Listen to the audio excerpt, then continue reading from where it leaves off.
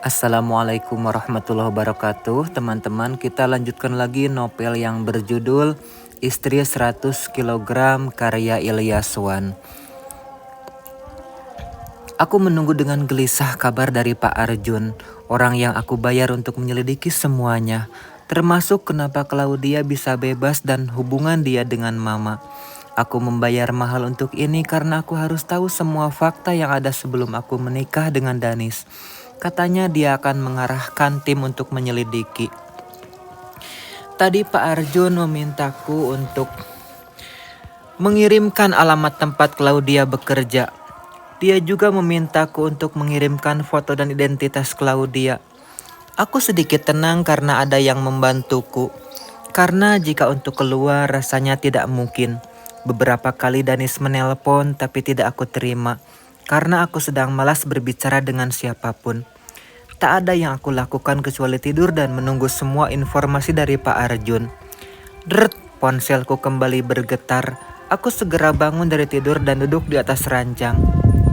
Karena yang menelpon ternyata Pak Arjun. Dengan cepat aku menggeser tombol hijau itu ke layar atas. Halo Pak, ucapku ketika panggilan terhubung. Halo, selamat sore Bu Ayu, sapa Pak Arjun di seberang. Iya sore, balasku dengan cepat. Gimana Pak, sudah ada hasilnya? Gimana Pak, sudah ada hasilnya? Tanyaku lagi sambil menepuk-nepuk bantal yang ada di pangkuan. Sejauh ini sudah Bu, kebetulan tim kami bisa mengorek informasi dari beberapa saksi. Jelas Pak Arjun. Aku segera membetulkan posisi duduk karena penasaran dengan informasi yang akan diberikan oleh Pak Arjun. Saksi, tanyaku lagi penasaran. Iya, namun untuk beberapa nama saksi kami tidak bisa sebutkan. Pak Arjun menjawab pertanyaanku cepat.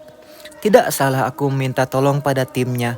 Gerak cepat dan tepat. Semoga saja semuanya berjalan sebagaimana mestinya. Jadi begini Bu Ayu, dari informasi yang kami dapatkan, Bu Claudia dibebaskan oleh Pak Pratama dan istrinya, yang notabene adalah orang tua kandung Bu Ayu sendiri.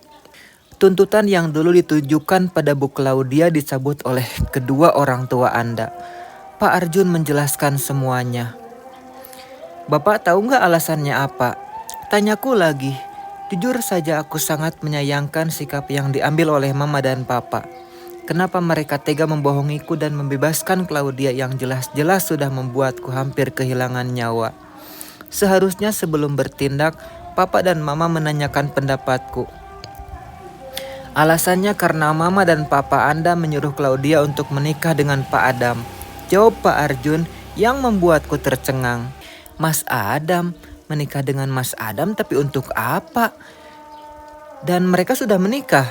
Tanyaku lagi sambil turun dari ranjang dan berjalan ke arah jendela.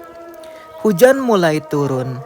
Bahkan langit yang tadinya biru berubah menjadi hitam tertutup awan.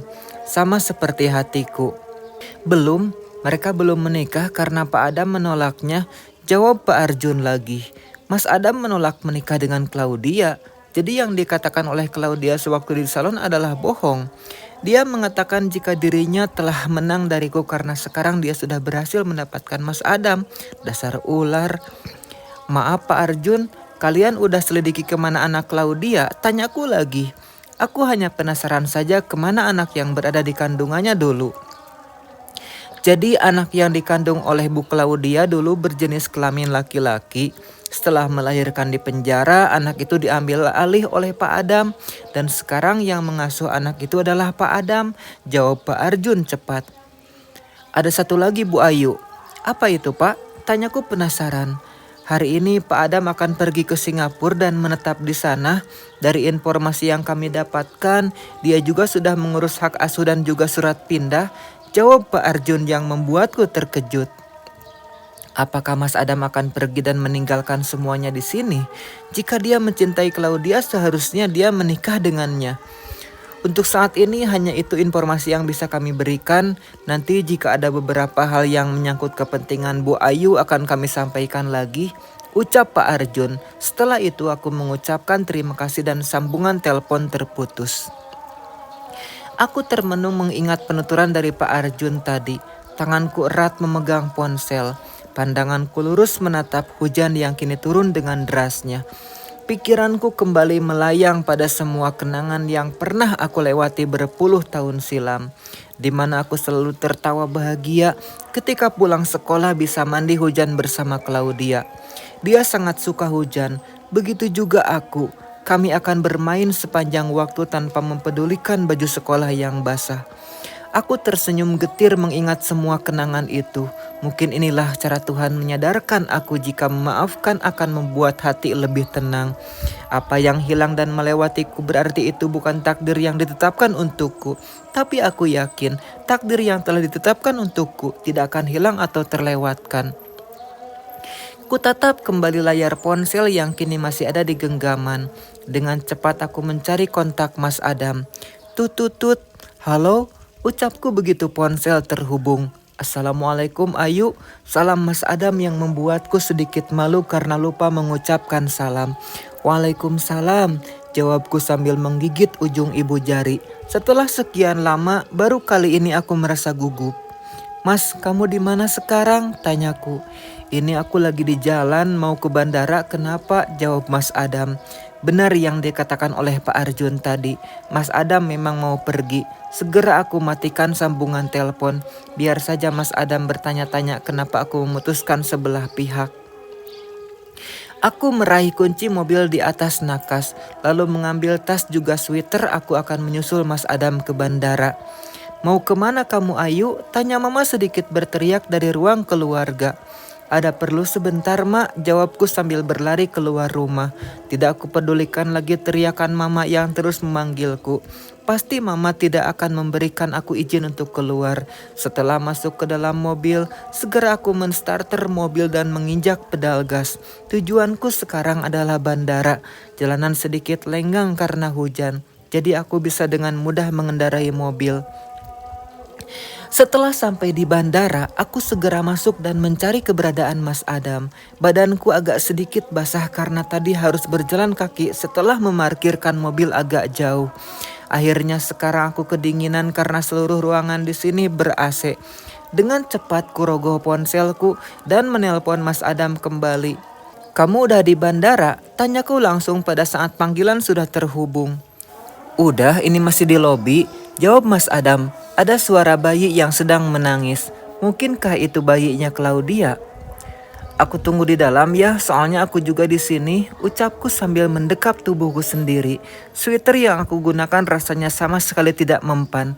Aku memilih duduk di bangku tunggu sambil melihat ke arah pintu, masuk dari arah lobi. Sesaat kemudian Mas Adam muncul dengan menyeret 2 koper di tangan kanan dan kirinya.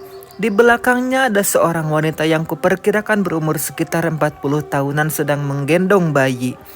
Mungkin itu adalah babysitter dan yang digendongnya adalah bayi anaknya Claudia. Aku segera bangun dan berdiri menghadap ke arah mereka. Ada senyum yang membingkai di wajah Mas Adam. Senyum yang telah membuatku jatuh cinta hingga berkali-kali. Ayu, kamu ngapain di sini? Tanyanya sedikit kaget. Sengaja nungguin kamu, jawabku sambil kembali duduk. Mas Adam mengikuti gerakanku. Dia duduk di sampingku dengan menyuruh babysitter untuk duduk juga di samping kami. Nungguin aku? Tanyanya sambil mengerutkan kening. Iya, karena aku dengar kabar kamu mau pindah. Tanyaku menatapnya dengan pandangan sendu. Mas Adam menarik napas lalu membuangnya kasar. Dia mengalihkan pandangannya lurus ke depan, menerawang jauh setiap inci kenangan yang pernah tercipta. Tadi aku sempat ke rumah untuk berpamitan sekaligus minta maaf. Tapi kata mama kamu gak ada di rumah. Aku hampir putus asa. Ternyata kamu kesini, ucap Mas Adam menunduk. Kenapa harus pindah? Tanyaku dengan suara sedikit berat. Hidup di sini terlalu berat Ayu. Aku tidak sanggup. Berbagai dosa datang menghampiri. Bahkan sepertinya setiap jengkal tubuhku seperti menerima karma atas perlakuanku dulu. Jelasnya terlihat. Jelas Mas Adam menyeka ujung matanya yang basah. Dan kamu menyerah? Tanyaku dengan hati bergetar. Iya, aku menyerah untuk kebahagiaan kamu. Danis itu laki-laki baik. Aku bukan saingannya. Aku jauh sekali di bawahnya. Kamu beruntung menjadi perempuan yang dia cintai. Ingat Ayu, pernikahan bukan hanya untuk menyatukan 2 insan, tapi juga 2 keluarga. Lanjutnya lagi. Aku akan menikah dengannya, ucapku lirih tapi masih bisa terdengar. Bagus, kamu pantas bahagia. Terima kasih untuk semua warna yang telah kamu berikan untuk hidupku. Ucap Mas Adam menatapku sendu. Aku hanya bisa mengangguk sambil menggosokkan kedua tanganku. Aku kedinginan karena tadi terkena hujan. Pulanglah, ucap Mas Adam lagi. Setelah lama duduk di dalam mobil untuk menetralkan degupan jantung, akhirnya aku menstarter mobil untuk pulang ke rumah, bukan ke kuburan. Mama dan papa pasti sangat cemas. Banyak sekali panggilan tak terjawab dari mama dan papa. Juga ada panggilan dari Danis, tapi biarlah, nanti saja aku jelaskan di rumah. Aku juga pergi bertemu dengan Mas Adam agar hatiku puas. Tidak ada lagi rasa penasaran yang tersimpan. Kata Mas Adam, dia akan memilih menetap di Singapura karena dia ingin sering-sering mengunjungi makam ibunya. Ayahnya juga menetap di sana dan dia juga mengambil hak asuh atas bayinya Claudia karena dia tidak tega ketika Claudia mau membuang bayinya sendiri. Saat sampai di rumah, Mama dan Papa menyerbuku dengan berbagai pertanyaan, tapi aku hanya jawab jika aku keluar untuk membeli sesuatu yang aku butuhkan. Aku juga memutuskan untuk tidak menanyakan apapun lagi yang bersangkutan dengan Claudia. Mama juga tidak mengatakan padaku jika Mas Adam tadi kemari, jadi aku juga tidak membahasnya. Besok adalah hari pernikahanku dengan Danis. Kami memilih menikah di rumah yang akan kami tempati nantinya. Danis sudah di sana. Katanya dia sedang mengontrol persiapan untuk besok. Rasanya seperti mimpi. Aku akan menikah 2 kali dalam seumur hidup. Saya terima nikah dan kawinnya Ayu Pratama binti Jaya Pratama dengan mas kawin tersebut tunai. Suara Danis menggelegar di seluruh ruangan. Dia mengucapkan ijab kabul dengan sekali tarikan napas. Terdengar suara riuh dari luar yang menyambut dengan kata sah. Alhamdulillah, ucap kami bersamaan. Danis tersenyum melihatku. Dengan segera aku mengambil tangannya untuk aku salami. Dia membalasnya dengan mengecup keningku lembut. Kemudian dia memegang kepalaku dengan tangan kanannya, sedangkan tangan kirinya diangkat di depan dada bidangnya. Ia mengucapkan doa, sedangkan aku memejamkan mata sambil mengaminkan doa yang Danis ucapkan. Ayu Pratama, kamu adalah cuaca di mana hujan pernah turun sangat lebat. Kutemukan kau berteduh di sebuah rumah dengan senyuman paling ramah. Lalu ada terik yang menawarkan ranggas hingga langkahku bergegas menuju tempat di mana seluruh kenangan kau makamkan. Kamu adalah musim-musim, sekumpulan tualang dari perjalanan panjang, menemui ruas-ruas hampa di persimpangan ketuk yang mengantarkan aku sebentuk cinta. Kamu adalah terik, membakar dada yang dipenuhi belukar tanya. Jatuh dedaunan mencatat luka dari pundak kehilangan sandar. Musim-musim tabah menggariskan kerut di wajah waktu yang renta terbiar. Kamu adalah hujan di kala malam tiba, merenggut cahaya bintang, mengaburkan pendar rembulan, menjadikan malam semakin cekam, gigil pada rindu-rindu yang memeluk mimpi paling ratap. Tetaplah di sini mendampingiku sampai akhir hayat kita. Danis menatapku sendu sambil memegang erat kedua tanganku. Terima kasih, ucapku memeluknya erat. Tamat.